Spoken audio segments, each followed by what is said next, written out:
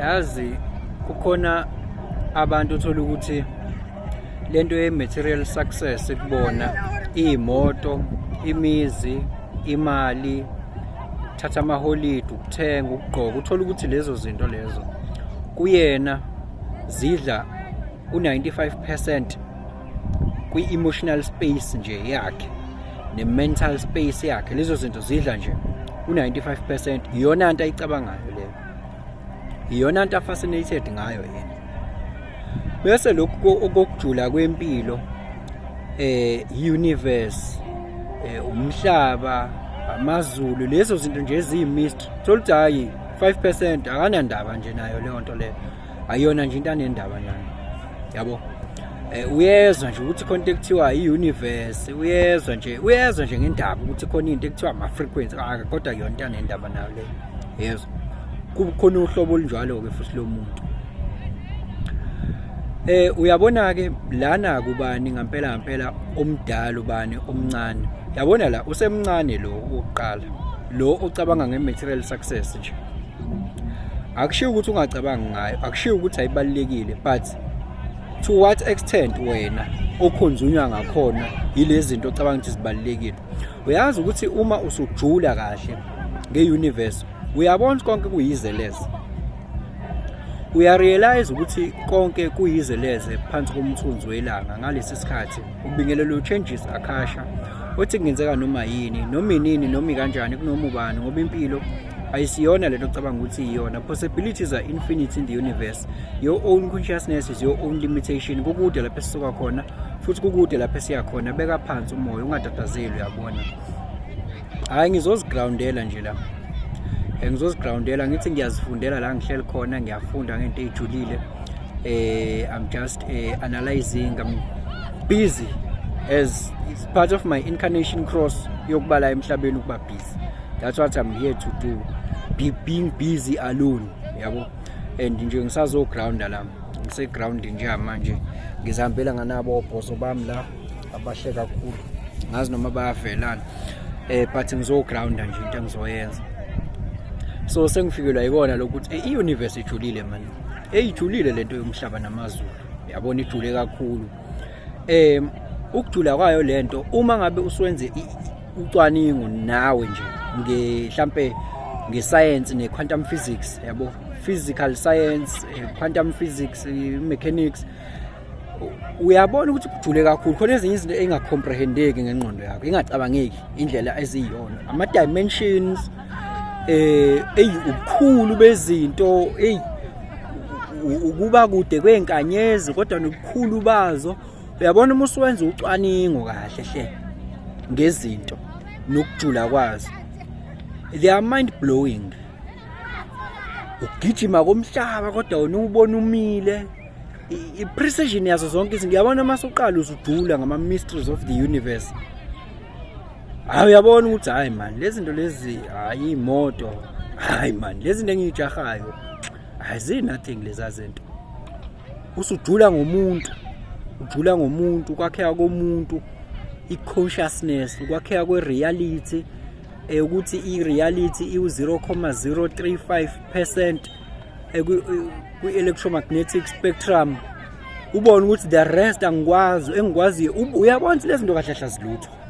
Uyaqala urealize ukuthi lezi zinto kahle azilutho lezi zinto lezi engiyigijimisayo mina, azilutho.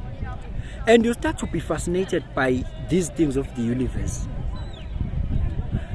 It's just a paradox, guys, ukuthi by the time ujula nge-universe you get to be fascinated by it, and then ila ukwazi khona ukumanipulate ezinye zezinto oyifunayo wena. Ila ubona khona ukukhiyulele kuphi, uyaqala ungahambi la bemba khona bona, umbe kwenye indawo kodwa uthole lezi zinto abazifunayo ubona la bemba khona. Uzobuza komunye ukuthi yiziphi lezo zinto abayifunayo la bemba khona. Nansi into ekumele ukuthi uyi-understand. Khona abantu abambayo, uyabona abantu abafuni lento abayifunayo. Abantu bafuna ukuthola lento eza nalento abayifunayo. Yes. Akekho umuntu ofuna imali la. akekho umuntu ofuna imoto la, akekho umuntu ofuna imizi la, anifuni zonke lezi zinto enizifunayo. Nina nifuna i-emotional state ne-experience emotionally elethwa yilezi zinto enithi niyazifuna. Bese ngikutshela ukuthi mina uyazi ukuthi ufakazi walokho ukuthi bakhona abantu abanalezi zinto enizifunayo zala emhlabeni, kodwa indlela azizwa ngayo uzizwa njengomuntu ongena fokona emhlabeni. Indlela azizwa ngayo they mean absolutely nothing. Indlela azizwa ngayo khonto njalo. Bese uyalibona ke iqiniso lokuthi anifuni lento eniyifunayo, nifuna indlela ozizwa ngayo masuna lezo zinto.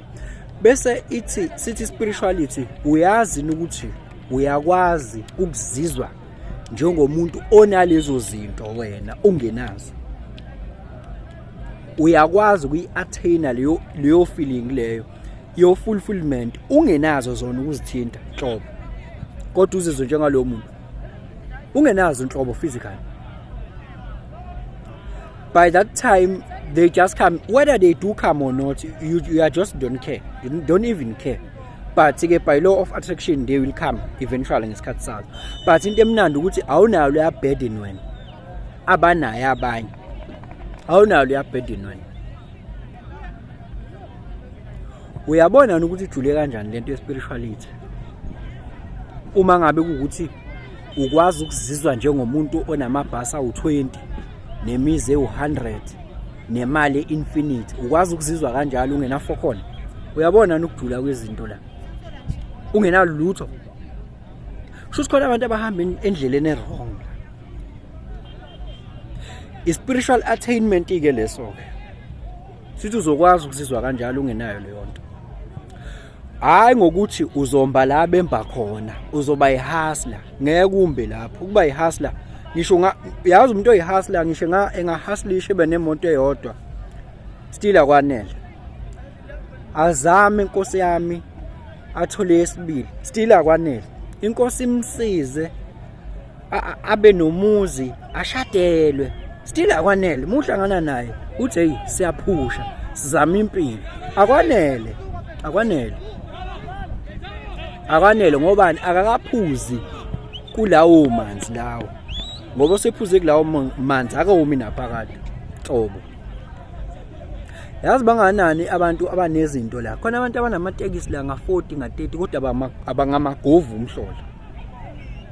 Banenqwaba yemoto, banamataxi, banamabhasi, banemizi, banayo yonke imali ongayicabanga, kodwa thetha ubugovu obukubona engakubulalela 100 rand ngoba usensitive kuleyo nto.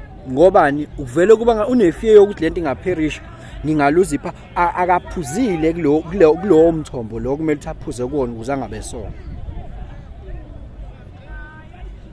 Lezi zinto azilethi lento le oyifunayo wena. Seek first the kingdom of God and the kingdom of God is within you. Sengitshela ukuthi mina kunendawo kumele ukuthi uqede uconsume khona i-energy yakho. Ishona ngala lo ndawo. Ayingala, iyangala, ayingala ngibuya ngakhona iningi. Iyangala on the opposite direction. Kodwa izokwenza u-attain lento le abaningi abayibhekayo ngala. Yamaza umuntu omba phansi kodwa bethi yena ngiyaphezulu. That's the paradox of things. Ukuthi by the time when you immerse yourself in the spirituality, quantum physics and the mysteries of the universe, how the reality is created by the consciousness, that is where uthola khona ukuthi what to do kahle kahle and ngiyini mina. And that is when ukwazi uku-acquireisha into eningi ocabanga ukuthi wena uyayidinga and awufocusile kulezo zinto, ngoba ifocus ayibi khona lapho, but they just come eventually ngesikhathi esi-right, ngoba ne-timing futhi iba khona ke lapho, ngoba kuza izinto ezi-right ngesikhathi esi-right, ngoba khona umuntu athola imali eningi kakhulu ngesikhathi esi-wrong. And lo muntu namhlanje unamasikazi umzimba wonke ngoba walinyazwa yiyo le mali ayithola ngesikhathi esi-wrong, kwajaha. Omunye uparalyzed ngenxa yayo imali wayithola ngesikhathi esi-wrong. Kungenzeka nabanye ukuthi ba-chase izinto ezizobalimaza, kodwa i-universe zama ukubavimba kodwa bona ababuni.